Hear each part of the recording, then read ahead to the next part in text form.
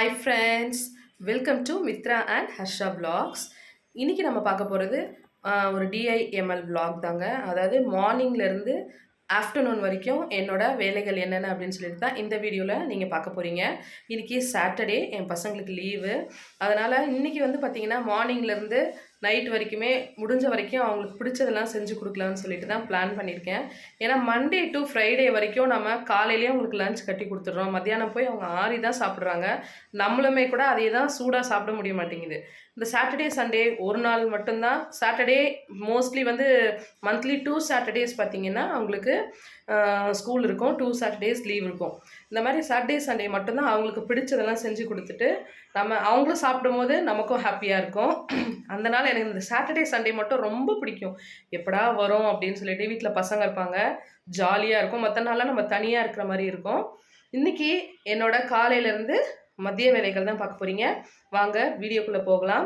என்னோட சேனலை சப்ஸ்கிரைப் பண்ண எல்லாருக்கும் ரொம்ப தேங்க்ஸுங்க. சப்ஸ்கிரைப் பண்ணாமல் பார்க்குறவங்க ப்ளீஸ் சப்ஸ்கிரைப் பண்ணிக்கோங்க. என்னோட சேனல்லையும் நிறைய vlogs நான் போட்டுட்ருக்கேன். உங்களோட சப்போர்ட் எனக்கு தேவை. லைட்டாக கொஞ்சம் கோல்ட் அண்ட் ஃபீவர் இருக்குது, அதனால தான் வாய்ஸ் கொஞ்சம் எப்படி இருக்குது, கொஞ்சம் அட்ஜஸ்ட் பண்ணிக்கோங்க. வாங்க வீடியோக்குள்ளே போகலாம். காலையில் பார்த்தீங்கன்னா அன்றைக்கி ஒரு 7 மணிக்கு தான் எழுந்தேன் ஃப்ரெண்ட்ஸ். ஏன்னா சாட்டர்டே தானே, பொறுமையாக எழுந்துக்கலாம் அப்படின்னு. மற்ற எல்லா நாளும் நம்ம ஒரு 6 o'clock 5:30 போல் எழுந்துக்கிறோம். அதனால் ஃபஸ்ட்டு எழுந்து வந்த உடனே வேலை பார்த்திங்கன்னா காஃபிக்கு அடுத்து சுடு தண்ணி. இதுதான் ஃபஸ்ட்டு 2 வேலை என் வீட்டில் எப்போவுமே டெய்லி நடக்கிற என்னோடய ரொட்டீனு. அடுத்து உளுந்து ஊற வச்சுருக்கேன் ஃப்ரெண்ட்ஸ். மார்னிங் வந்து உளுந்து வடை செய்யலாம் அப்படின்னு சொல்லிட்டு ஏதோ திடீர்னு தோணுச்சு, சாப்பிடணும் போல் இருந்தது. பசங்களும் வீட்டில் இருக்காங்க, ரிலாக்ஸ்டாக செஞ்சு கொடுக்கலாம் அப்படின்னு. மதியத்துக்கு கொண்டக்கடலை பிரியாணி செய்யலான்னு அதை ஊற வச்சுருக்கேன். கொண்டக்கடலை ஒரு 3 மணி போலவே எழுந்தேன் விடிய காலையில். அப்போ இதெல்லாம் ஊற வச்சுட்டேன். ஸ்டவ்வும் பார்த்திங்கன்னா அடுப்படியெல்லாம் நைட்டே எப்போவுமே க்ளீன் பண்ணி வச்சுடுவேன். இந்த காலையில் எழுந்து வந்து செய்கிறதுன வந்து நமக்கு செட் ஆகாது. அது வந்து ரொம்ப கஷ்டமாக இருக்கும், மலையாட்டம் தெரியும். நைட்டு முடிச்சு வச்சிட்டோம்னா வேலையோட வேலையாக ஈஸியாகிடும். உளுத்த வடைக்கு உளுந்து கிரைண்டரில் ஓடிட்டுருக்கு. அதுக்கு தேவையான வெங்காயமும் சைட் பை சைட் நான் கட் பண்ணிட்டேன். நான் மிக்சியில் அரைக்க மாட்டேன் ஃப்ரெண்ட்ஸ். மிக்சியில் இதை விட இன்னும் கொஞ்சம் அமௌண்ட்டு, நான் இன்றைக்கி 1/4 கிலோ உளுந்து எடுத்திருக்கேன். அதை விட கம்மியாக போடும்போது மட்டும்தான் மிக்சியில் அரைச்சிக்குவேன். 1/4 கிலோங்கிறது கொஞ்சம் பெரிய அமௌண்ட்டு தான், லார்ஜ் குவான்டிட்டி தான் இல்லையா. அதனால் கிரைண்டரில் போட்டாலும் நல்லா சாஃப்டாகி வரும். வடையும் நமக்கு நிறைய வரும் மாவு. அதுக்காக தான் ஃப்ரீயாக இருக்கும், சரியாக அரைச்சி எடுத்துக்கலாம். அந்த கல்லை க்ளீன் பண்ணுறது தான் கஷ்டமாக இருக்கும். பரவாயில்ல செஞ்சுக்கலாம்னு சொல்லிட்டு போட்டுட்டேன். வளன்னு ஒட்டிக்கும். உளுந்து பாருங்கள் மஞ்சிடுச்சு. அதையும் வழித்து எடுத்துகிட்டு கல்லையும் கையோடு க்ளீன் பண்ணி வச்சுட்டேன். இல்லைனா அது வந்து ரொம்ப காஞ்சி போய்டும், கஷ்டமாக இருக்கும். அடுத்து வடையெல்லாம் ஒன்று ஒன்றா தட்டி போட ஆரம்பிச்சிட்டேன். என் பசங்க பார்த்திங்கன்னா தூங்கிட்டு தான் இருந்தாங்க. சரி சாட்டர்டே தானே தூங்கட்டும்னு சொல்லிட்டு விட்டுட்டேன், எழுப்ப வேண்டாம் அப்படின்னுட்டு. பாவம் இந்த பசங்க 2 நாள் தான் வீட்டில் ஃப்ரீயாக தூங்க முடியுது, மற்ற நாள்லாம் நேரமாக எழுந்துக்கிறாங்க, ஓடுறாங்க அப்படின்னு. இது வந்து எங்களுக்கு மட்டும் நான் வடை வந்து செஞ்சுக்கிட்டேங்க காலையில் சாப்பிட்றதுக்கு. பசங்க எழுந்து வந்தோடனே பொறுமையாக அவங்களுக்கு செஞ்சு கொடுத்துக்கலாம் அப்படின்ட்டு. எனக்கும் ஸ்டார்டிங்கில் வராமல் தாங்க இருந்தது இந்த மாதிரி தட்டி போடுறதுக்கு. அப்புறம் கொஞ்சம் கொஞ்சமாக பழகினதுக்கப்புறம் ஈஸியாக தட்டி எடுத்து போட்டுருவேன். சட்னியும் ரெடி பண்ணிட்டேன். பசங்க பார்த்திங்கன்னா ஒரு 9:30 மணி போல் எழுந்து வந்தாங்க ஃப்ரெண்ட்ஸ். அவங்களுக்கும் டிஃபன் கொடுத்துட்டு அப்போ தான் அதுக்கப்புறமா கொஞ்ச நேரம் ரெஸ்ட் எடுக்கலான்னு. மார்னிங் பார்த்திங்கன்னா வடைலாம் செஞ்சு சாப்பிட்டுட்டு முடிஞ்சாச்சு ஃப்ரெண்ட்ஸ். பசங்க வந்து கொஞ்சம் லேட்டாக தான் எழுந்து வந்தாங்க. அவங்களும் இப்போ தான் சாப்பிட்டாங்க. அடுத்து ஒரு கொஞ்சம் நேரம் உட்காந்து ரெஸ்ட் எடுக்கலாம். அந்த ரெஸ்ட் எடுக்கிற நேரமும் பாருங்கள். அடுத்து வந்து கொண்டக்கடலை பிரியாணி செய்யலாம்னு சொல்லிட்டு கொண்டக்கடலை ஊற வச்சுருக்கேன். காலையிலேயே எழுந்து ஊற வச்சுட்டேன்.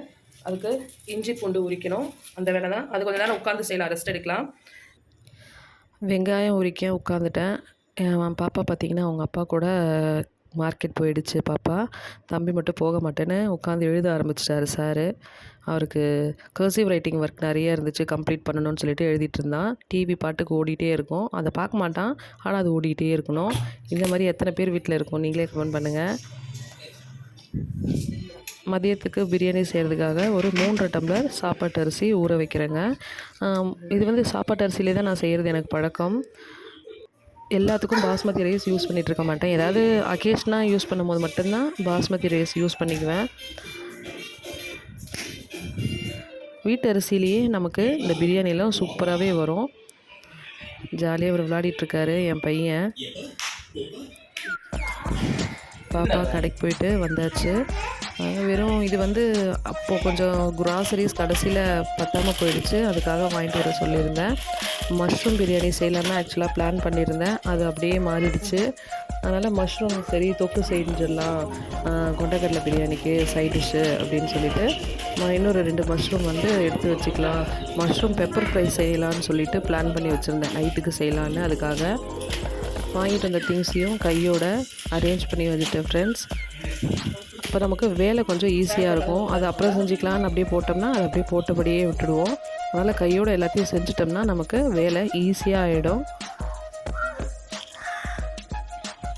கொண்டக்கடலை பிரியாணி செய்கிறதுக்கு ஃபஸ்ட்டு வந்து பிரியாணி மசாலா தான் ரெடி பண்ணிகிட்ருக்கேன்.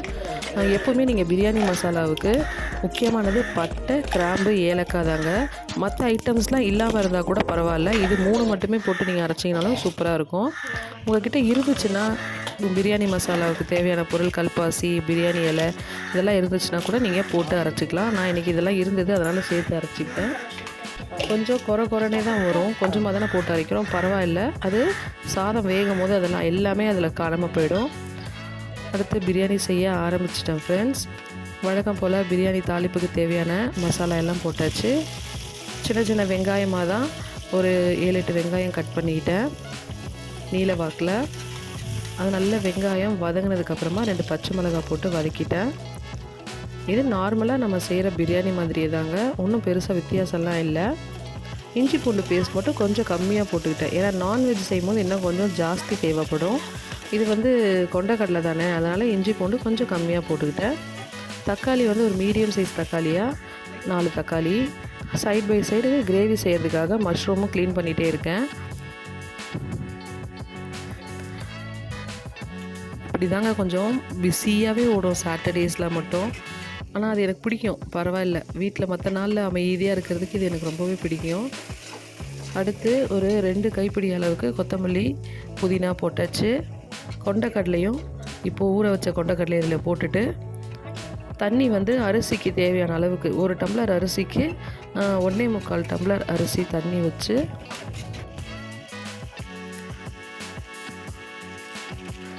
மசாலாவும் போட்டேங்க. காரம், மிளகாத்தூள், கரம் மசாலா தூள் கொஞ்சம் போட்டுக்கிட்டா இன்னும் கொஞ்சம் நல்லாயிருக்கும். தயிர் இதெல்லாம் விட்டுட்டு தண்ணி ஊற்றி இந்த கொண்டக்கடலை வேகிறதுக்காக ஒரு 2 விசில் விட்டு எடுக்கணும்.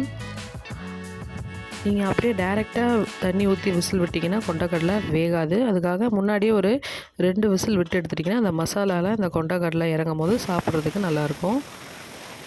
இன்னொரு பக்கம் பார்த்திங்கன்னா இந்த மஷ்ரூம் கிரேவி செய்யலான்னு ஸ்டார்ட் பண்ணிட்டேன். எண்ணெய் ஊற்றி சோம்பு, காஞ்ச மிளகாய், ஒரு 2 வெங்காயம், கருவேப்பிலை இதெல்லாம் போட்டு வதக்கிட்டு இருக்கேன். இந்த சைடில் விசில் வந்த உடனே பார்த்தா கொண்டக்கடலை ஒரு 80% கிட்ட வெந்திருந்தது. இப்போ அரிசியை போட்டு 1 டம்ளருக்கு 1.25 டம்ளர் தண்ணி விட்டு லெமன் பிழிஞ்சு விட்டு நல்லா கிளறிட்டு குக்கரை மூடியாச்சுங்க. ஒரு 3 விசில் இதுக்கப்புறம் விட்டால் சாதம் சூப்பராக ரெடி ஆகிடும். இஞ்சி பூண்டு பேஸ்ட் போட்டு வெங்காயம் வதங்கினதுக்கப்புறமா அதை நல்லா பரட்டிட்டேன். சும்மா இதுக்கு ஒரு 1/2 ஸ்பூன் போட்டால் போதும், ஒரே ஒரு தக்காளி தான். இது வந்து ஒரே வேலைக்கு தான் நான் செஞ்சுக்கிட்டேன் ஃப்ரெண்ட்ஸ், நைட்டுக்கு செய்யலை. கரம் மசாலா தூள், வீட்டில் யூஸ் பண்ணுற குழம்பு மிளகாய் தூளே போட்டுக்கலாம். அது அப்போ தான் உங்களுக்கு கிரேவி கன்சிஸ்டன்சி நல்லா கொஞ்சம் திக்காக வரும். அதுக்காக உப்பு போட்டு கொஞ்சம் நேரம் எண்ணெய் பிரிஞ்சு வர வரைக்கும் விட்டுட்டு தேவையான அளவுக்கு தண்ணி ஊற்றிக்கிட்டேன்.